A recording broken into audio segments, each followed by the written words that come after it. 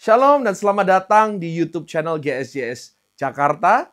Dan Anda sebentar lagi akan menyaksikan firman Tuhan yang akan memberkati hidup Anda. Jadi jangan lupa untuk like, share, dan jangan lupa untuk subscribe. Tuhan Yesus memberkati dan selamat menikmati firman Tuhan. Selamat siang, shalom. Siapa di sini yang bangga punya Tuhan seperti Tuhan Yesus? Tuhan yang ajaib, Tuhan yang luar biasa. Yang bangga, sekali lagi berikan tepuk tangan buat Tuhan kita. Yang bangga juga jadi orang Indonesia juga boleh lambaikan tangan. Yang bangga katakan merdeka. Sama-sama merdeka. Nah, tepuk tangan buat bangsa Indonesia kita yang luar biasa ya. Kemarin kita mengingat hari kemerdekaan. Dan hari ini otomatis firmannya kita juga relate dengan kata merdeka. Bapak ibu saudara, saya ingat banget dulu zaman SMP, SMA, kuliah saya mengikuti upacara. Dan setiap upacara itu selalu ada momen yang namanya hening cipta, betul? Hening cipta atau bahasa Inggrisnya moment of silence. Saya dulu nggak tahu dengan Anda ya, saya bingung ini hening cipta ini mau ngapain. Ini saya lihat kiri, saya lihat kanan, saya nggak tahu mau ngapain. Sampai suatu saat ada orang yang jelaskan kepada saya, ternyata hening cipta adalah di mana kita rakyat Indonesia, kita mengingat pahlawan-pahlawan, betul ya? Kita mengingat bagaimana karena jasa mereka Indonesia merdeka. Karena bahkan tumpahan darah pahlawan-pahlawan itu kita dibebaskan merdeka dari penjajahan dulu. Perang Dunia Kedua, dari Jepang, dari Belanda, dan lain-lain. Karena tanda jasa mereka. Kita mengingat di hening cipta itu karena perjuangan mereka, kita nggak ikut berjuang. Kita lahir sudah sebagai status sebagai orang merdeka. Saya mau tanya dulu, apakah di sini ada yang lahir di bawah tahun 1945 ada? Puji Tuhan, di sini semuanya muda, semuanya kinclong semuanya ya.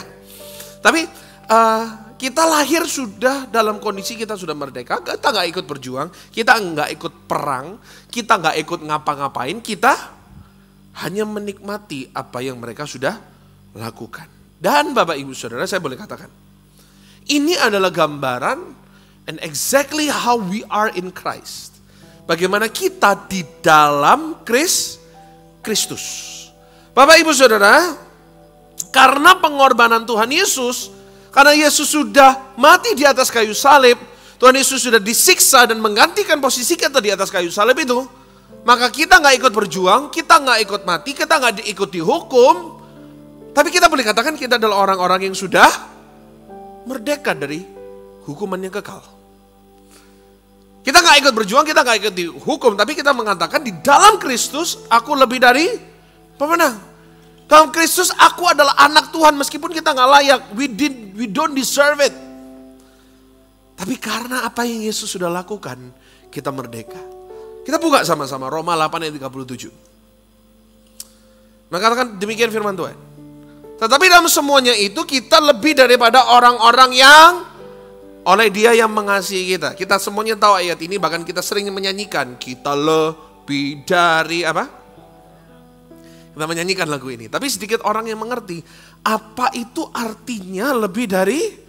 Oke, saya ingin Anda pulang dari tempat ini mengerti apa artinya lebih dari pemenang. Saya jelaskan. Gini, yang lebih dari pemenang itu gini.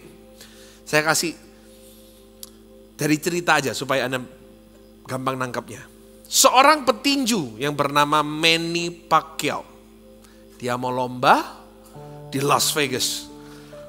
Anda tahu sebagai seorang olahragawan, gak gampang. Dia harus latihan, dia harus training, dia harus olahraga setiap hari. Dia harus dipukulin setiap hari. Bahkan dia harus jaga makan ya. Mereka gak boleh makan martabak, rendang, jeroan, nggak boleh. Makannya sehat. Ya. Lalu setelah dia training, dia berangkat untuk dia tanding. Di pertandingan itu, lawan orang yang besar-besar, lawan orang yang kuat-kuat, orang yang negro-negro yang kuat-kuat itu. Dia dihantam kiri kanan. Badannya dihantam semuanya. Anda kalau pernah lihat orang yang habis boxing match ya, mukanya sembab semuanya. Dia melewati beberapa ronde, akhirnya Manny Pacquiao berhasil untuk mengalahkan juara yang lain. Dia berhasil untuk mengalahkan yang lain. Akhirnya Manny Pacquiao menjadi juara dunia. Saya mau tanya, Sekarang posisinya Manny Pacquiao adalah pemenang atau lebih dari pemenang? Pemenang atau lebih dari pemenang? Bukan lebih dari pemenang ya. Manny Pacquiao adalah nggak pernah, Bapak Ibu pernah baca di dalam berita Manny Pacquiao lebih dari pemenang? Nggak pernah. Manny Pacquiao adalah because he deserve it. Dia latihan, dia jaga makan, dia fit, dia latihan dari umur sangat muda. Lalu akhirnya menanglah Manny Pacquiao, mendapat 10 juta US dollar. Banyak ya? 10 juta US dollar dan dia mendapatkan tiket gratis untuk keliling dunia bersama keluarganya. Akhirnya dia mendapatkan 10 juta ini, dia ajak keluarganya keliling dunia, berlibur, mereka boleh kemanapun, mereka dapat biaya segalanya. Saya mau tanya, di sini posisi siapa yang lebih dari pemenang? Istri dan anak-anaknya. Kenapa? Nggak ikut dipukulin, betul? Nggak ikut latihan, betul? Nggak ikut jaga makan. Mereka boleh soto ayam, soto Betawi, apapun you name it, mereka bisa makan.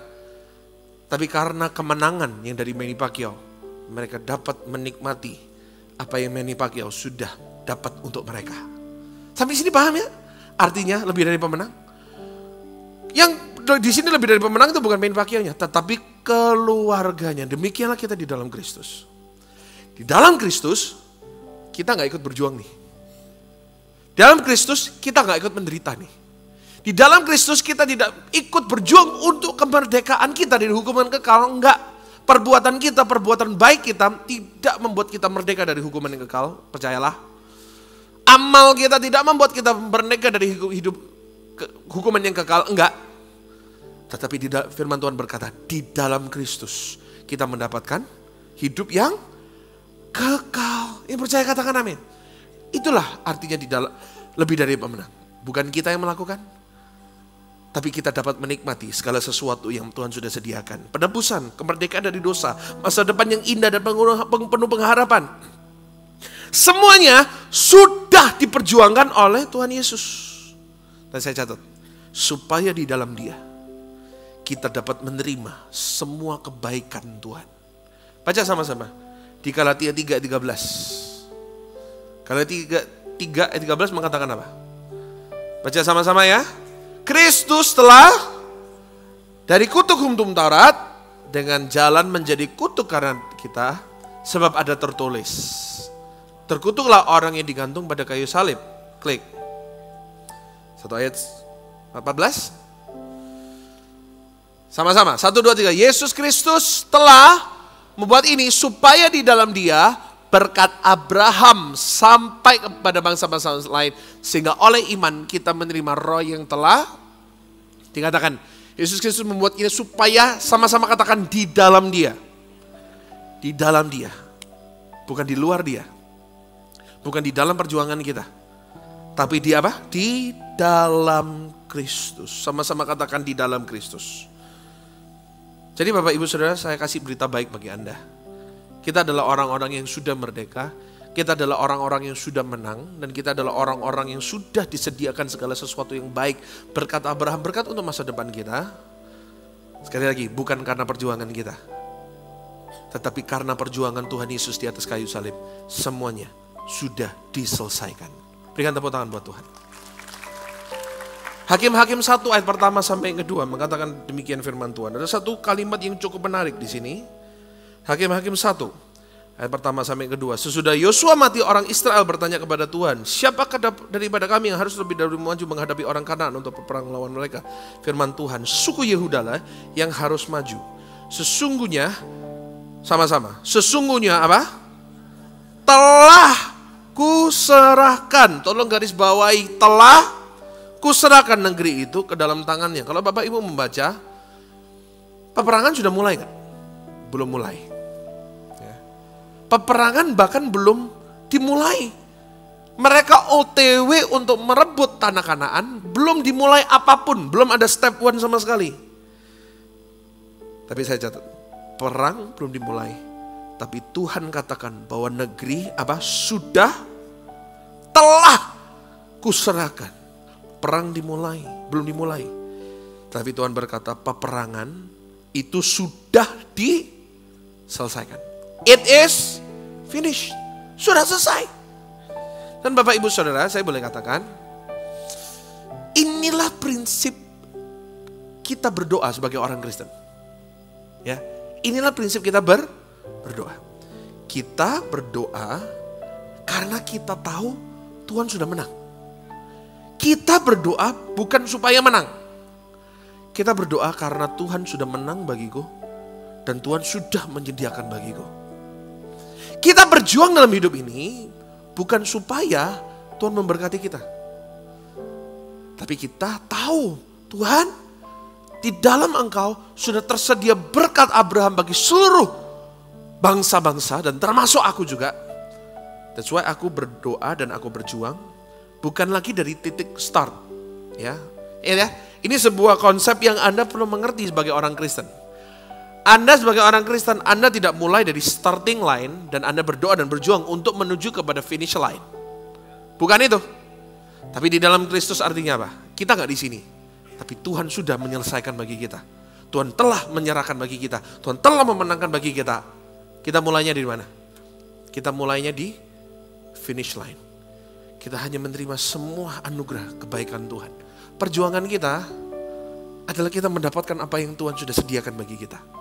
Kita berdoa dan Bapak Ibu Saudara, this changed my life. Ini yang mengubah hidup saya dan ini yang membuat saya berjuang dalam pengharapan. Ini yang membuat saya berdoa di dalam pengharapan. Saya tidak berdoa seolah-olah saya belum mendapatkannya. Tapi saya berdoa, standing saya di hadapan Tuhan adalah Tuhan. Aku tahu peperangan ini Tuhan bukan akan menyelesaikan. Tapi Tuhan sudah menyelesaikan. Aku tahu kemenangan untuk sebuah masalah ini bukan akan Tuhan berikan, tapi sudah Tuhan berikan. Jadi saya hidup, saya berdoa, saya berjuang, penuh pengharapan. Bukan seorang-orang semua gaya, tapi Tuhan berkata apa? Di Yohanes 19 ayat 30. Dikatakan apa? Yohanes 19 ayat 30, klik. Setelah Yesus meminum anggur asam itu berkatalah ia, sudah, it is finished. Lalu ia menundukkan kepalanya dan menyerahkan nyawanya. Segala sesuatu sudah selesai. Dosa kita, perjuangan kita, apapun Tuhan sudah menyelesaikan. Jadi Bapak Ibu, hari ini kita berubah cara kita berpikir dan kita berubah cara kita melihat segala situasi dalam hidup kita. Berjuanglah dalam hidup ini. Saya catat, karena Tuhan sudah menyediakan kemenangan. Bukankah hidup penuh dengan pengharapan kalau kita tahu Tuhan sudah menyediakan pengharapan? Tuhan sudah menyediakan kemenangan itu. Bukankah doa kita akan lebih pengharapan? Penuh dengan pengharapan. Betul? Mulai hari ini yuk, berjuanglah karena Anda tahu Tuhan sudah membuka jalan itu. Berdoalah dan berjuanglah karena Anda tahu Tuhan sudah membuka pintu itu. Berdoa dan berjuanglah karena Anda tahu Tuhan sudah menyediakan promosi di depan Anda. Setuju katakan yes. Buang mental. Oh aku ini masih budak Mesir. Buang mental budak Mesir itu. Buang mental, oh saya ini belalang. Karena dikatakan, Hakim-Hakim 1, ayat yang kedua. Peperangan belum dimulai. Tapi Tuhan berkata, sudah aku serahkan negeri ini. Kamu hanya perlu mengambilnya. Karena kemenangan itu sudah ada di depan mata. Kamu tinggal mengambilnya. Mulai hari ini, this is how we pray. This is how I pray. Saya berdiri di hadapan Tuhan, bukan dengan standing saya sendiri. Saya berdiri di hadapan Tuhan, standing saya di dalam Kristus yang sudah memberikan kemenangan bagi saya. Standing saya di hadapan Tuhan, Tuhan aku datang di hadapan-Mu, standing saya di dalam Kristus yang sudah, yang telah berjuang di atas kayu salib. Dan saya adalah orang merdeka di dalam Kristus. Itu loh, standing kita di hadapan Tuhan harusnya seperti itu. Buang mental budak Mesir, buang mental saya ini belalang, enggak. Sekali lagi, ngomong sama kiri kanan, Tuhan telah menyerahkan kemenangan itu. Ayo ngomong, Tuhan sudah menyelesaikan perjuanganmu. Amin Bapak Ibu Saudara. Amin. Yuk mulai hari ini kita adalah ngomong sama kiri kanan, kamu sudah dibenarkan. Berikan tepuk tangan buat Tuhan kita yang luar biasa ya. Saya akan tutup dengan ini. Tentang kata merdeka. Kita mengerti bahwa kemerdekaan itu bukan karena perjuangan kita. Kemerdekaan Indonesia karena perjuangan bapak-bapak negara kita. Tapi kemerdekaan kita dari hidup yang kekal. Itu bukan karena perbuatan kita. Tapi karena perbuatan Kristus di atas kayu salib. Sudah selesai. Saya akan tutup dengan kata merdeka ini. Bapak Ibu, kemarin saya renungkan kata merdeka. Dan saya catat. Kata merdeka tidak akan pernah bisa berdiri sendiri. Kata merdeka selalu ada dua kata sambungan. Klik. Tolong diikuti guys. Nah, atasnya dulu. Nah, kata merdeka tidak pernah bisa dipisahkan dari dua kata ini. Yaitu kata apa? Kata dari dan kata untuk. Indonesia merdeka, enggak cuma di situ aja. Merdeka dari apa? Betul enggak? Indonesia merdeka dari penjajahan Belanda. Dari penjajahan dulu World War II, Perang Dunia Kedua, yaitu dari Jepang, penjajahan Jepang. Kita merdeka dari sesuatu. Indonesia merdeka dari sesuatu. Dan kemerdekaan adalah untuk sesuatu. Saya kasih contoh ya. Contoh, Indonesia merdeka dari penjajahan Belanda untuk bisa berdiri dengan kaki sendiri tanpa ada intervensi dari negara lain. Itulah kemerdekaan. Contoh yang lain. Seorang narapidana misalnya. Dia merdeka, dia bebas dari apa? Dari penjara. Dia bebas, jadi merdeka dari hukuman. Dan dia merdeka untuk, nah ini tergantung orangnya. Tergantung narapidananya ini. Tergantung, dia bebas untuk hidup lebih benar. Dia sadar dia salah, dia menebus kesalahannya, dia menebus waktu. Dia mau lakukan lebih baik. Atau dia bebas dari penjara untuk hidup, sekali lagi semau gue. Untuk hidup dengan apapun yang saya anggap itu benar, hidup semau saya. Contoh yang agak sedikit ekstrim ya, ini gak beri contoh ya bapak-bapak ya. Seorang istri pamit ke luar negeri liburan sama teman-temannya. Pak, aku liburan dulu ya ke luar negeri ya sama teman-temanku ya. Suami berteriak dalam hati, puji Tuhan, aku bebas dari radio rusa ini. Jangan ditiru ya Pak ya. Dari sesuatu. Suami bebas dari istri. Puji Tuhan, akhirnya gak ada yang ngeriwui aku, ngericui aku, gak ada. Dia bebas dari sesuatu. Habis bebas mau ngapain? Kan bebas kan untuk melakukan sesuatu kan? Tergantung orangnya lagi. Apakah saat istri gak ada, Pak, Anda bebas untuk ngerokok misalnya. Anda bebas untuk, mama gak ada istri. Aku bisa berzina, gak ada orang di rumah kan. Atau Anda berkata seperti ini. Aku merdeka, aku bebas, istriku keluar. Aku bebas untuk berdoa. Aku bebas untuk melayani Tuhan. Selama ini istriku kalau minggu selalu diajak minta jalan-jalan kemana-mana. Akhirnya aku bisa punya waktu untuk lebih banyak melayani Tuhan. Aku bebas untuk punya lebih banyak waktu untuk berdoa. Jadi dua kata ini gak bisa dilepas dari kata merdeka. Merdeka dari sesuatu dan merdeka untuk sesuatu. Kita akan bahas satu-satu. Ya. Dikatakan Yohanes 8 ayat 36 mengatakan apa? Klik. Yohanes 8 ayat 36. Kata Yesus kepada mereka, aku berkata kepadamu sesungguhnya. Ayat 36, tolong ayat 36. Nah, jadi apabila anak itu memerdekakan kamu, maka kamu pun benar-benar merdeka. Dikatakan Kristus sudah memerdekakan kita. Kita benar-benar merdeka. Setuju katakan amin? Ingat, merdeka dari apa? Pertanyaannya. Dan merdeka untuk apa? Merdeka dari apa dan untuk apa? Dalam konteks ayat 34 mengatakan apa? Klik. Kata Yesus kepada mereka, aku berkata kepadamu sesungguhnya setiap orang yang berbuat dosa adalah hamba dosa. Jadi benar-benar merdeka dari apa konteksnya ini? Dalam konteks dosa. Jadi kita mengerti Merdeka dari apa kita dalam Kristus? Tuhan mengajarkan kita bahwa kamu merdeka dari dosa. Pak, Bu, saya catat. Tuhan memerdekakan kita dari identitas kita sebagai orang berdosa dan memberikan kita identitas baru sebagai orang benar. Yang Tuhan gantikan itu bukan perilaku dosa, bukan manifestasi dosa, bukan akibat dosa, tapi yang pertama yang Tuhan ubah dalam hidup kita adalah identitasnya dulu. Kenapa? Kalau seorang itu identitasnya salah, maka kelakuannya juga akan salah.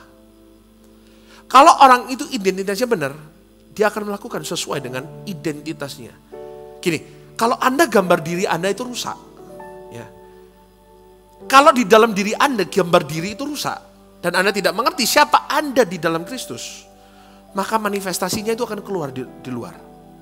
Contoh, Anda tidak mengerti bahwa di dalam Kristus, kita ini adalah anak Tuhan, diberikan kuasa, diberikan otoritas, diberikan urapan, diberikan hikmat. Di dalam Kristus. Itu identitas kita. Contoh, saya punya kalung identitas kita, aku anak Tuhan. Otomatis paketnya apa? Aku diurapi, aku punya kuasa, aku diberkati, aku disertai. Tapi banyak orang gak ngerti identitasnya, gambar dirinya rusak. Dia masih merasa dirinya, aku ini bukan siapa-siapa. Aku ini orang yang gak berguna. Akhirnya apa? Benar hidupnya gak berguna. Padahal dalam dirinya identitasnya apa? Anak Tuhan. Gini ya, yang Tuhan lakukan dalam hidup kita, yang Tuhan ubah dalam hidup kita, yang Tuhan memerdekakan kita adalah identitas dulu yang pertama. Tanpa Kristus kita adalah orang-orang yang berdosa dan memanifestasikan. Oke, saya akan jelaskan dari papan ini. Jadi ada akar, ada buah. Atau saya sebut sebab dan akibat. Ya dong. Kalau akarnya benar, ada akarnya, pasti ada buahnya. Oke, kita mengerti bahwa Adam, karena kesalahan Adam dan Hawa, dosa masuk ke dunia. Dan karena dosa masuk ke dalam kehidupan manusia, dosa ini sifatnya turun-menurun. Sifat dosa, nature dosa, itu sifatnya apa? Nurun. It is inherited. Akhirnya apa? Karena kesalahan Adam dan Hawa, kita yang keturunan Adam ini, maka kita disebut orang berdosa. Ini identitas kita. Tanpa Kristus. Sebagai manusia, nature kita sama-sama adalah orang berdosa. Nah, karena identitas ini, apa manifestasinya? Karena dosa ada di dalam diri kita, menjadi darah daging. Manifestasinya adalah perzinahan, iri hati, sombong. Apalagi? Benci, dan lain-lain. Banyak. Semuanya ini adalah apa? Adalah akibat dari identitas kita sebagai manusia berdosa. Jadi ini adalah buah dari dosa itu, kelakuan dari dosa itu, manifestasi dari dosa. Bapak Ibu harus tahu, yang Tuhan awal membereskan, Tuhan tidak membereskan yang ini dulu. Tuhan membereskan apanya dulu? Identitasnya dulu. Di sini dulu. Jadi Yesus datang, kalau Bapak Ibu membaca surat Rasul Paulus, dikatakan Adam yang kedua datang. Oleh karena dia, kebenaran itu masuk kepada semua orang. Jadi Yesus sudah menebus kita. Tuhan Yesus memerdekakan kita karena penebusan dia. Yang dia lakukan, itu bukan dia mengubah yang di sini dulu. Karena ini adalah buah. Ini adalah akibat.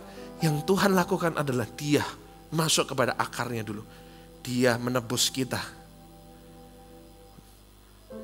Hasilnya apa? Mengubah kembali.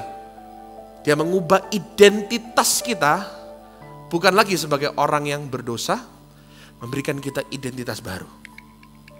Yaitu apa? Di dalam Kristus, kita adalah orang yang benar. Hello? Mungkin sekarang kita masih banyak sifat-sifat kedagingan. Banyak sifat-sifat dosa. Tapi Anda harus mengerti dulu, Kristus datang ke dalam dunia ini, menebus kita, memerdekakan kita. Supaya kita punya identitas baru di dalam Kristus. Kita bukan lagi orang berdosa, tapi kita adalah orang-orang yang sudah dibenarkan di dalam Kristus.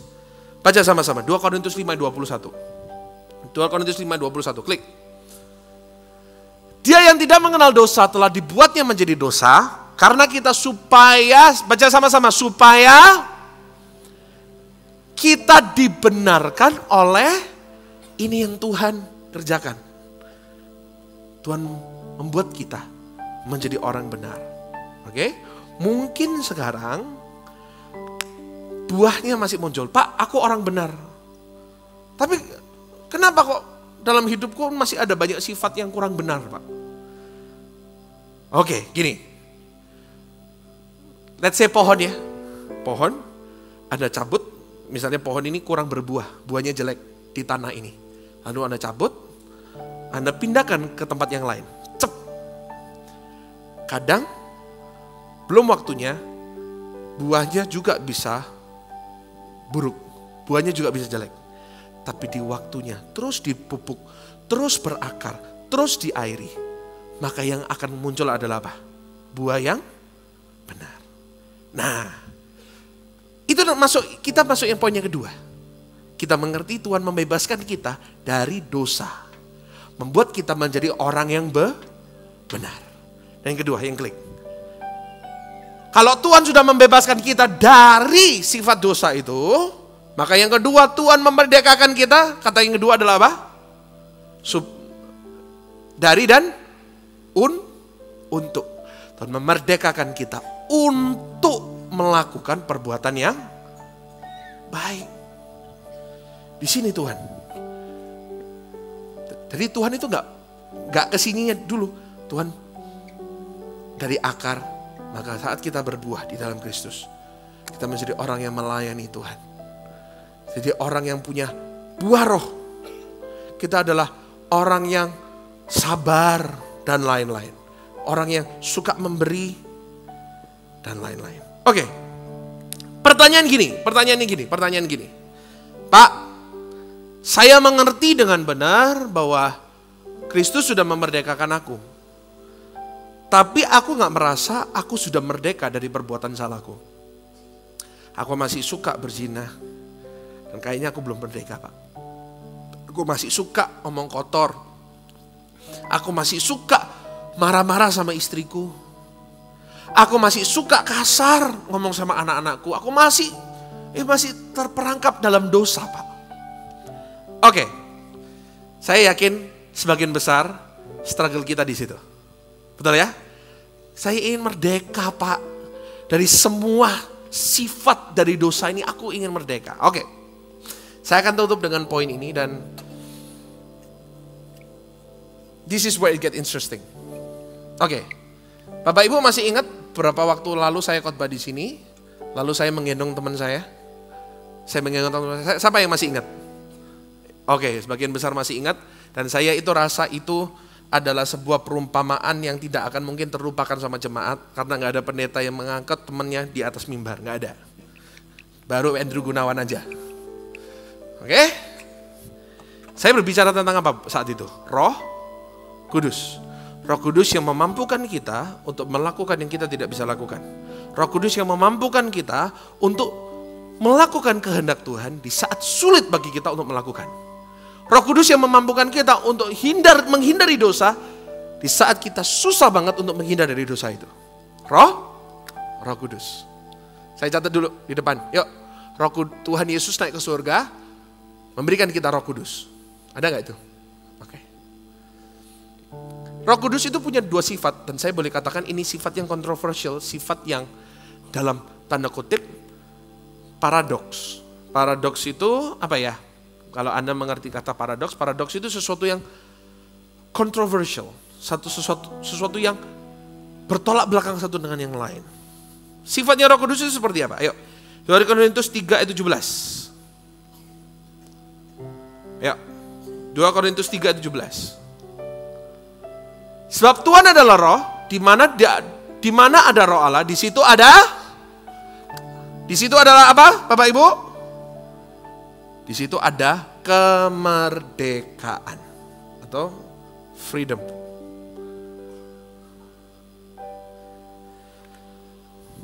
Menurut Anda, kalau Anda dengar kata merdeka atau freedom, menurut Anda gimana itu freedom itu? Saya yakin sebagian besar dari Anda mengira freedom itu melakukan apapun yang Anda mau dan gak ada yang bisa mengatur Anda, betul? Sebagian besar. Tapi kita lihat sifat Roh Kudus yang kedua. 2 Timotius 1 ayat 7 mengatakan apa? Klik. Sebab Allah memberikan kepada kita bukan roh apa?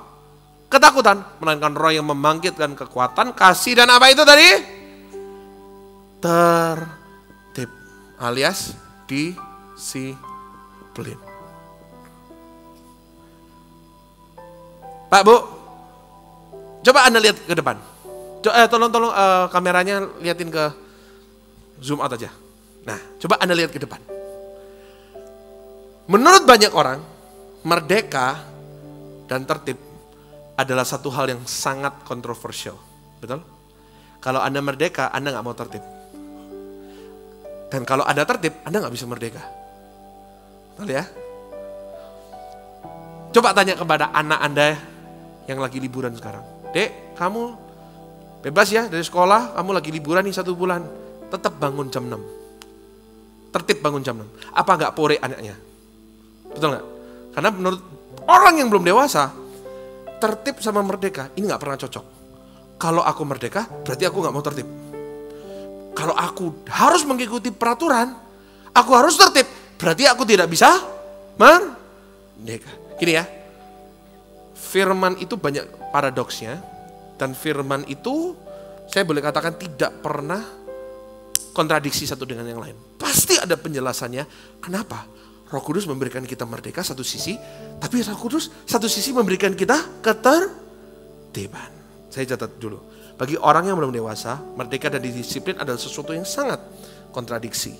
Aku merdeka, aku mau melakukan apapun yang aku mau. Aku merdeka artinya semau gue. Tetapi, Bapak Ibu saya catat. Bagi orang dewasa, catat baik-baik. Disiplin merupakan langkah awal dari merdeka. Sekali lagi, tolong catat baik-baik. Ini sebuah mindset baru dalam hidup kita. Dan saya berdoa Anda pulang dengan mindset ini. Bagi orang dewasa, sekali lagi, disiplin adalah langkah awal dari kemerdekaan. Contoh. Siapa di sini yang awal tahun 2024 punya janji kepada dirinya sendiri untuk tahun ini turun 20 kilo? Jangan senggol-senggol, angkat tangan aja. Ada? Turun 10 kilo lah, ada? Ada. Saya mau tanya, berhasil nggak? Sebagian besar yang Anda berkata, aku mau turun 20 kilo. Saya yakin sebagian besar Anda tidak akan berhasil. Kenapa? Pak, susah banget Pak. Saya diajak teman saya bakmi, aduh, susah banget untuk menolak. Pak, susah banget Pak untuk membangun hidup yang tertib, untuk olahraga. Dan banyak orang berkata, aku kan orang merdeka. Aku bisa makan apapun yang saya mau dan gak ada orang yang bisa ngatur hidupku. Oke. Saya mau tanya bagi orang-orang yang pernah sukses dietnya. Dan makan sampai sekarang badannya masih bagus, boleh angkat tangan? Oke. Terima kasih. Saya tahu ada beberapa, badannya fit, badannya bagus. Saya mau tanya, awal-awal Anda melakukan apa yang Anda lakukan, susah atau enggak? Susah banget. Suruh olahraga, suruh treadmill, suruh lari pagi, suruh naik sepeda, wah susah banget. Tapi gini, lakukan yang benar, terus-terusan. Lakukan yang benar terus dan menerus secara disiplin. You like it or you don't like it, you feel like it or you don't feel like it. Anda pengen atau Anda nggak pengen, lakukan yang benar dengan disiplin. Lakukan terus dengan disiplin. Lama-lama, setelah Anda sudah disiplin melakukan apa yang benar, saya mau tanya, jadi berat nggak untuk melakukan apa yang benar? Jadi berat? Gak jadi berat sama sekali. Melainkan itu menjadi suatu hal yang otomatis. Dan bahkan Anda akan merasa salah jika Anda tidak melakukannya. Betul ya? Aku kok hari ini belum nge-gym ya? Aku kok dalam minggu ini kok makan sampah semuanya ya? Hidup sehat menjadi sebuah kemerdekaan bagi Anda. Mulai dari mana? Disiplin yang dimulai kecil-kecil dulu. Contoh yang lain. Diet atau makan. Awalnya susah untuk diet, jaga makan. Tapi lakukanlah diet, jaga makan terus-menerus. Akhirnya itu menjadi kemerdekaan. Contoh yang lain. Anda pernah belajar sesuatu yang baru nggak? Belajar sesuatu yang baru itu gampang atau susah? Menurut saya susah. Nggak tahu dengan Anda, tapi menurut saya belajar sesuatu baru itu sesuatu yang susah. Tapi gini, cobalah lakukan kecil-kecil dulu. Step by step dulu, yang awalnya susah. Latihan rutin itu susah. Melakukan yang benar itu susah, saya mengerti. Tapi di saat Anda melakukan apa yang benar terus-menerus dan terus-menerus. Saya kasih contoh deh. Pemain musik pada di mana ya? Nah, ini pemain musik pada barusan makan. Saya mau tanya, Yos, kalau kamu dulu awal-awal ini pemain musik kita ya, belajar gitar susah nggak? Susah banget. Awalnya harus senam jari kan, harus chordnya susah. Tapi kenapa kok kamu sekarang, di depan sini bisa, gayanya bisa cepat. Kenapa? Mulai dari sesuatu yang benar, pelan-pelan, kecil dimulai. Dengan tertib melakukan, maka permainanmu menjadi merdeka. Betul gak Yos? Betul ya? Demikian dengan semua musisi yang ada di tempat ini. Anda melakukan segala sesuatu dengan kecil. Dengan tertib. Maka permainanmu akan menjadi sesuatu yang merdeka. Anda gak perlu mikirkan. Gak perlu mikirkan sama sekali. Permainanmu akan menjadi merdeka. Saya kasih contoh ya. Kebetulan saya ini seorang drummer juga. Ya, jadi saya kasih perumpamaan dari main drum. Oke, siapin kameranya kalau boleh. Enggak. I'm just kidding. Jadi, Pak Bu, awalnya dulu saya belajar drum itu susah banget. Dan gak gampang melakukan apa yang benar. Saya bisa aja ngomong gini, kan aku yang punya drum. Aku bisa melakukan apapun dengan drum ini dan gak ada orang yang bisa melakukan apapun. Saya bisa melakukan, misalnya saya main ngawur. Enak gak? Nggak enak. Saya yakin kalau drummernya, Anda main seperti itu, minggu depan nggak usah main lagi. Anda datang dengan drummer seperti itu, Anda pasti minggu depan nggak akan balik lagi, betul nggak? Tapi saya kepingin, benar nih. Saya mulai dari kecil dan saya tertib melakukan apa yang benar. Jadi, apa yang saya lakukan, saya mulai belajar dulu dengan snare drum. Awal ini pasti membosankan, betul nggak? Ini ngapain ini? Tapi dari sini saya mulai meningkat. Saya setiap hari konsisten, 30 menit saya. Ada banyak yang lain. Habis single stroke, double stroke, paradiddle. Saya dulu melakukan dengan tertib, ini sehari 30 menit. Cuman gini doang. Saya dulu awalnya nggak bisa. Saya main beat itu, ini gimana ya? Tapi saya melakukan dengan sedikit, lama-lama saya bisa.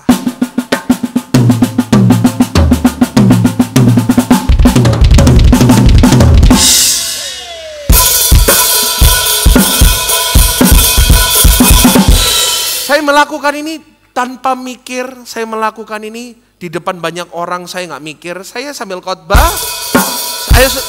Anda suruh saya main drum sambil khotbah, saya bisa. Saya nggak perlu mikir, kenapa? Saya melakukan tertib sedikit demi sedikit. Lama-lama permainan saya menjadi sesuatu yang merdeka. Saya nggak perlu mikir, saya main.